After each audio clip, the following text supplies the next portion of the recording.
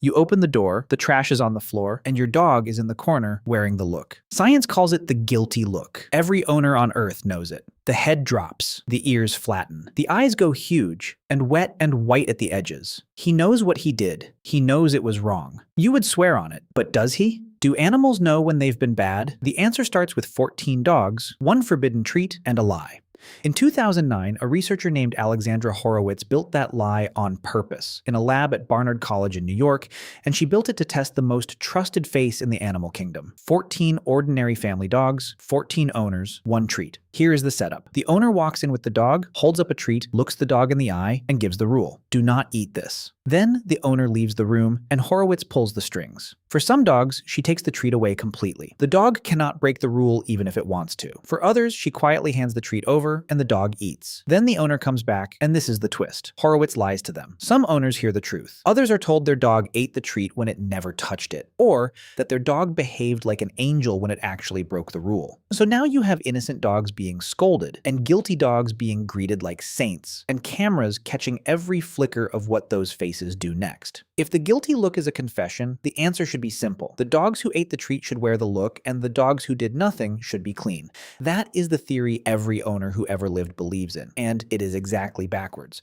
The dogs who produced the most guilty look were the innocent ones. The dogs who had obeyed, who had left the treat alone, and who were now being scolded by their own person for a crime that never happened, threw the look harder than the dogs who had actually eaten it. The look did not follow the act. The look followed the scolding. When the owner came through the door angry, out came the flattened ears, the dropped head, the whites of the eyes, the whole tragic performance, whether or not there was anything on earth to confess. And when the owner came back happy, the dogs who had stolen the treat wagged in like the treat had never existed. Horowitz published it in the journal Behavioral Processes, and she was careful with the conclusion. The way a good scientist is careful with a loaded weapon. The study does not prove that dogs never feel guilt. It proves something much more uncomfortable for us. The face we read as a confession is not evidence of what the dog did. It is a reaction to what you are doing. Her suggestion was that the guilty gaze might be better described as a fearful gaze, a dog bracing for the punishment it can already see building in your face. The most trusted face in the animal kingdom is a mirror. You are not reading his conscience. You are watching your own anger bounce off him. Think about what that means for every scolding happening in every kitchen on earth at this moment. The owner points at the trash and demands an answer. The dog fires the look. The owner reads it as proof, case closed, he knows what he did. But the experiment reverses the direction of the entire exchange. The dog is not remembering the trash. The dog is reading you, your shoulders, your voice, the angle of your eyebrows, the speed of your footsteps in the hall, and hitting the emergency brake. We think we are judges reading a defendant. We are actually weather, happening to a creature who has spent thousands of generations learning to forecast us. And here is the part that should genuinely unsettle you, because it unsettled the researchers. Horowitz was not the first to see this. She was the first to prove it cleanly, but the look had been described as far back as 1977, when a veterinarian named Peter Vollmer asked owners to report exactly what their dogs did during a scolding. The same folded, flattened, shrinking posture showed up again and again, and it tracked the behavior of the human, not the history of the dog. For almost 50 years, the evidence has been sitting in plain sight. We just loved our version of the story too much to check it. So if the look is not a confession, what is it? Why does every dog on Earth own the exact same one? Look at what the look actually does. In 2012, a team led by Julie Hecht, working with the Hungarian research group of Adam Miklósi and Marta Gacci, watched what happens to real scoldings in real homes, and they found that the look works. Owners scold less and stop sooner when the dog shows the guilty look. Read that the way the dog experiences it. You come through the door with a storm on your face. The dog folds, flattens, shrinks, and the storm passes faster. From the dog's side of the room, the look is not a statement about the past. It is a tool for the present. It is a fire extinguisher, and it is aimed at you, not at the crime. And the crime itself turns out to be almost irrelevant to the whole exchange. In 2015, researchers Lierka Ostojić, Mladenka Tokalčić, and Nicola Clayton ran a version of the trap where owners had to judge from the dog's behavior alone whether their dog had actually eaten the forbidden food. The owners could not do it. Their guesses sat at chance. The person who knows that dog better than anyone alive, watching that dog in the exact moment everyone swears is a confession, was flipping a coin. So line the studies up. The look fires hardest on the innocent. The look fires whenever you are angry, whatever happened. The look makes you stop being angry, and the look tells nobody, not even you, whether anything actually happened. That is not a conscience. That is a peace treaty. But a peace treaty is not something a dog invents on a Tuesday. It has to come from somewhere much older and much wilder than your living room. To find the origin of the look, you have to leave your living room and go back before dogs existed at all. Back to wolves. In the 1940s and 60s, a zoologist named Rudolf Schenkel watched captive wolves for years and cataloged how they end fights. Wolves live or die by the pack, and a pack that keeps fighting tears itself apart. So wolves own a whole vocabulary for surrendering without leaving. The beaten wolf crouches low. It pulls its ears back. It tucks its tail, turns its head away, sometimes licks at the muzzle of the winner. Decades later, biologist Patricia McConnell gave this behavior its modern name, active submission, and she documented its strangest detail: the submissive grin, a pulled back, tight-lipped face that looks, to a human eye, almost exactly like an embarrassed smile. None of this is guilt. No wolf is apologizing for what it did. The submissive wolf is doing something far more practical. It is switching off the winner's aggression. It is saying, with its whole body, the fight is over, the pack stays together, I am not worth biting. And it works. That is the entire point of the display. It ends the conflict and repairs the bond. Fast, because in the wild, a broken bond is a death sentence. Now hold that picture and look at what domestication did with it. In 2002, Brian Hare and his colleagues published a study in Science that shocked people. Dogs read human pointing gestures, understanding that a finger aimed at a cup means the food is under that cup, better than wolves do and better even than chimpanzees do. Nobody teaches a puppy this. It arrives built in. And a year later, Adam Miklósi's group in Budapest found the mirror image of it. Give wolves and dogs a problem they cannot solve, a box of food they cannot open, and the difference between the species shows up in one small motion. The wolves keep working at the box. The dogs give up fast and look back at the human, back at you. Across the tens of thousands of years we spent turning wolves into dogs, we did not just shrink their teeth and curl their tails. We rebuilt the target of their entire social brain. The wolf's peace signals were aimed at other wolves. The dogs are aimed at us. We became the pack. We became the weather. And the ancient wolf display for ending a fight with the alpha became the family dog's answer to the most dangerous animal in its world, which is you, holding a chewed shoe. And it is worth understanding how that happened, because it happened through us.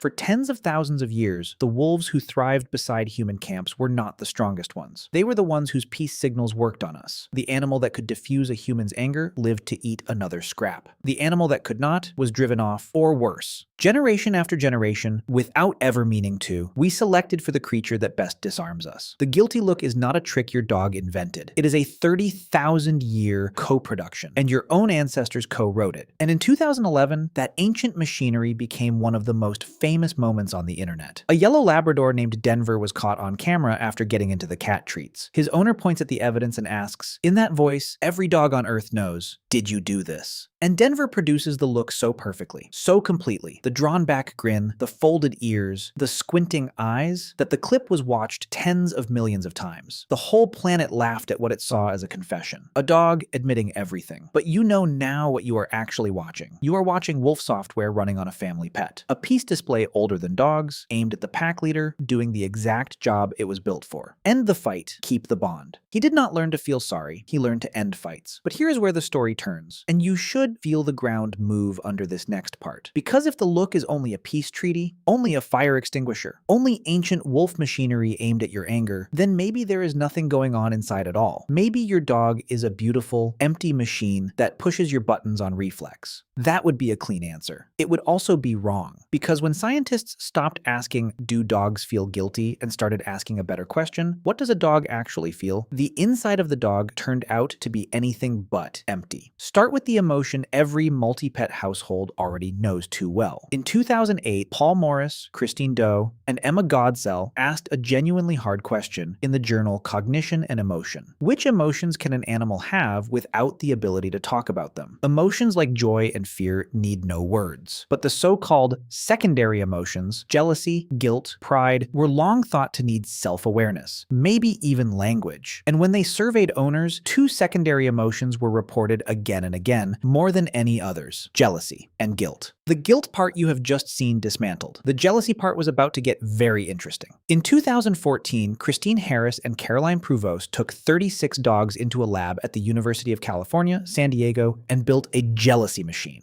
Each owner sat with their dog and did three things. They fussed over a realistic stuffed toy dog, petting it, sweet-talking it, treating it like the real thing. They fussed over a plastic jack-o'-lantern pail exactly as warmly to see if the dog was just reacting to affection aimed at any object. And they read a book aloud, ignoring the dog, to see if the dog was simply protesting neglect. If jealousy is real, it should not fire at the pail or the book. It should fire at the rival. And it did. 78% of the dogs pushed or touched their owner when the fake dog was being loved, against 42% for the pail and 22% for the book. About a third of them physically inserted themselves between the owner and the rival. A quarter of them snapped at the stuffed dog. And here is the detail that makes the whole experiment land. Afterwards, 86% of the dogs sniffed the fake dog's rear end. They were not fooled by a toy. They checked it the way a dog checks a dog, which means the dogs themselves were treating it as a real rival. The study ran in the journal PLOS 1, and its conclusion was blunt. Dogs show a primordial form of jealousy, the kind that needs no self-image and no words, just a bond under threat. And it was not a one-off. In 2018, a team led by Judith Abdai repeated the test with real rival dogs instead of a stuffed one, and the pattern came back stronger. Dogs pushed in, interrupted, demanded their owner's attention far more when the owner petted another dog than when the owner fussed over an object, and the reaction burned hottest when the rival was a stranger. The jealous mind is not a glitch in a few pampered pets. It is standard equipment, and it goes deeper than what the eyes can see. In 2021, a team led by Amalia Bastos ran the cruelest version of the test. This time, the owner petted a rival behind a barrier where the dog could not see the petting at all, could only infer it. The dogs still reacted, pulling toward the scene, agitated, as if they could feel the betrayal happening out of sight. That means the jealousy is not just a reflex to a visible hand on a visible rival. The dog holds a picture of the social world in its head, a world it cannot currently see, and suffers in it. And when Gregory Berns and his colleagues put dogs in the brain scanner and had the owner feed a fake dog right in front of them, a region called the amygdala, the ancient alarm and threat center, lit up. The same alarm that fires in your brain when the bond you depend on is under threat. So no, the dog is not empty. There is fire in there. It is just not the fire we named. The look was never guilt, but the jealousy is real. And once you accept that one animal can feel a social emotion without a single word for it, the next question gets much harder to wave away. Do they keep score? In 2009, Friederike Range and her team in Vienna ran an experiment so simple you could run it in your kitchen, and the answer came back anything but simple. Two dogs sit side by side, both are asked to give the paw. In the fair version, both get rewarded. In the unfair version, one dog gets a treat for the paw and the other gets nothing, asked again and again to perform for free while its partner gets paid. And the unrewarded dogs did something remarkable. They started refusing. The paw slowed, then stopped. They turned away, avoided the researcher's gaze, acted visibly stressed. Not because the task was hard, because the deal was insulting. Dogs notice when the split is unfair, and they would rather blow up the whole game than keep playing the fool. The study ran in the Proceedings of the National Academy of Sciences, and its title contained a phrase that should have ended 100 dinner table arguments. The absence of reward in the presence of a rewarded partner changes everything. Dogs are not alone in keeping that ledger. The most famous fairness experiment ever run stars two Capuchin monkeys, Sarah Brosnan and Brosnan de Waal, and a cucumber. In 2003, at Emory University, the two monkeys sat side by side in neighboring cages, doing the same little task, handing a token to the scientist. At first, both were paid in cucumber, and both were content. Then, the split changed. One monkey kept getting cucumber. The other started getting grapes, the candy of the monkey world, handed over right in front of its partner's face. And the cucumber monkey revolted. It hurled the cucumber back at the scientist. It rattled the cage. It refused to play, even though refusing meant no food at all. A monkey, with a brain the size of a plum, ran the exact moral math that fuels every human labor dispute in history. Same work, worse pay, deals off. The study landed in Nature, and the footage of that outraged little primate throwing perfectly good food at a scientist has been making people laugh ever since, mostly because we recognize the feeling instantly. The monkey is not counting calories. The monkey is counting respect. So animals keep score, but watch what kind of score that is. The insulted dog, the furious monkey, they are measuring the world. You gave him more. That is a judgment about you, not about themselves. Guilt needs something stranger and much rarer. Guilt needs an animal to look at its own past action and judge it. I did the wrong thing. For that, you need regret. And for a long time, regret was considered impossible for any animal, because regret requires holding a road not taken inside your head. Then, in 2014, Adam Steiner and David Redish at the University of Minnesota built a restaurant for rats. The experiment is called Restaurant Row, and it is one of the most elegant contraptions in modern neuroscience. A rat runs a circular track with 4 feeding stations, like restaurants along a road. At each station, a tone tells the rat how long it will have to wait for the food there. A short wait is a good deal. A long wait is a bad one. And the rat, being an economist on 4 legs, usually waits for what it loves and skips the bad deals. Rats in this setup were willing to wait around 22 seconds for their favorite chocolate against about 16 seconds for plain food. Now the trap. Sometimes a rat would skip a decent deal, move on, and immediately discover the next restaurant was offering something much worse. And in that moment, the rat did something no instinct explains. It stopped. It turned around. It looked back at the restaurant it had just passed, and it lingered, as if replaying the choice. And here is the beautiful part. Steiner and Redish had electrodes listening to a region called the orbitofrontal cortex, and they could read what the rat's brain was doing in that look. The brain was not representing the food it had missed. It was representing the action it had failed to take, not chocolate, the decision. The rat's brain was holding the road not taken, turning it over, and the rats who showed this pattern changed their behavior afterwards, becoming more willing to wait, as if they had learned from a mistake they had just watched themselves make. That is the raw material of guilt.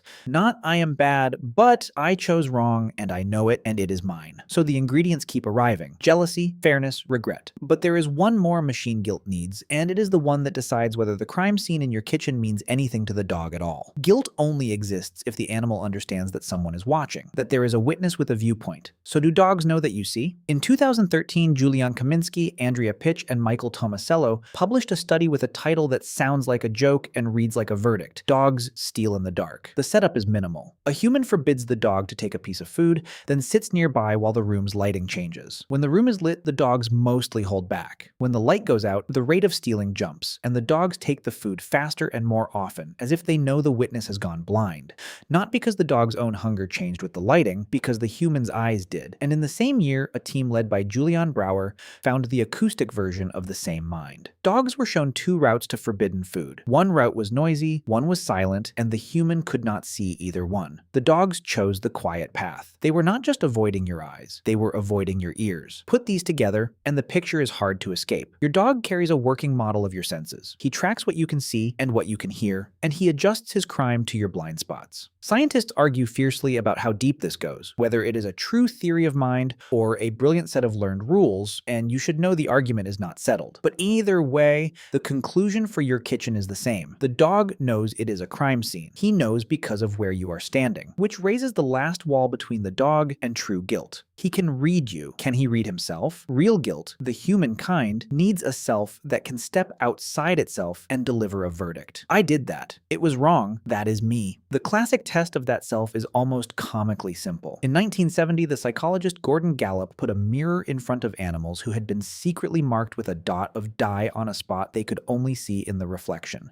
If the animal touches the mark on its own body, it knows the stranger in the mirror is itself. Chimpanzees pass. A few other species scrape through, and many fail. And dogs fail. The mirror to a dog is not a self. It is a puzzle that smells of nothing. For decades, that was the verdict. No mirror recognition, no self, no guilt, case closed. But a dog does not live in a world of images. A dog lives in a world of smells. And Alexandra Horowitz, the same researcher who broke the guilty look, rebuilt Gallup's test for the nose instead of the eye. In 2017, she ran what she called the sniff mirror. She presented dogs with canisters of scent, their own urine subtly modified with an added smell, the urine of strange dogs. And the dogs spent significantly longer investigating their own scent when it had been altered, as if they recognized the baseline smell as me and the change as something wrong with me. It is not proof of a human-style inner self, and Horowitz says so herself, but it is evidence of something no one had bothered to look for, a kind of self-recognition running on the channel a dog actually uses. There may be no mirror in a dog's mind, but there may be a portrait painted in scent of the animal it is. So here is where the whole question finally lands. Guilt, as you feel it, may need language, reputation, a story you tell about yourself. Your dog may have no story. Guilt needs a mirror. He only has your face. And maybe that explains the strangest part of this whole story. Why do we see the confession so clearly when nothing is being confessed? Because we bring the courtroom with us. You live inside a moral universe built of rules, reputation, and the stories you tell about yourself, and you love this animal so completely that you simply assume he lives there with you. The misreading is not stupidity. It is love, overestimating the overlap between two minds. Which is why, to answer the question honestly, you have to stop watching the dog from your side of the room and spend one day on his. You are home alone. The house is silent, and the silence is enormous because your whole world walked out the door this morning. And there, 3 steps away, is the bag. You do not smell trash, you smell everything. The chicken bones from Sunday, the coffee, the wrapper that touched cheese. To you, that bag is a glowing, singing monument in a dead quiet house, and it has been calling your name for 4 hours. Somewhere in the back of your body, there is an echo, a rule, a human voice saying no, but the echo has no scent and no pulse, and the bag is right here, and you are so alone, and eventually the bag loses. And then, hours later, the door. You know the sound of that engine from a block away, and you know the footsteps, and for one instant you are pure joy, because your whole world is home. And then you see the face. The shoulders change shape. The air changes temperature. You do not run the calculation, I knocked over the trash, and that was wrong. You feel the storm arriving, and 10,000 years of wolf software fire at once, and your ears go flat, and your head drops, and your body pours itself onto the floor, because the only thing that has ever mattered is making the storm pass and keeping the bond alive. You have no story about what you did. You only have the weather on his face, and you would do anything to make it clear again. So, do animals know when they've been bad? Now you can answer it honestly. Your dog does not know he was bad because bad is a word, a rule, a story about the kind of creature he wants to be, and he has none of those. What he knows is that you have gone cold, and that the cold must end, and that is not a small thing. That is everything. Jealousy is real. Fairness is real. Regret, the backward glance at the road not taken, is real. The only piece that was never there is the courtroom, the self on trial, the confession. You read an apology, he sent a white flag. And the next time you open the door and find the trash on the floor and the look waiting for you in the corner, watch what is actually happening. A wolf's peace treaty, 30,000 years old, offered to the pack leader it cannot afford to lose in the only language it has. He does not know he was bad. He knows you are his whole world. And when your voice finally softens and his ears slowly rise, understand that you were never reading his conscience. You were being loved, in a language older than words, by an animal whose only true crime is that he cannot tell you that himself.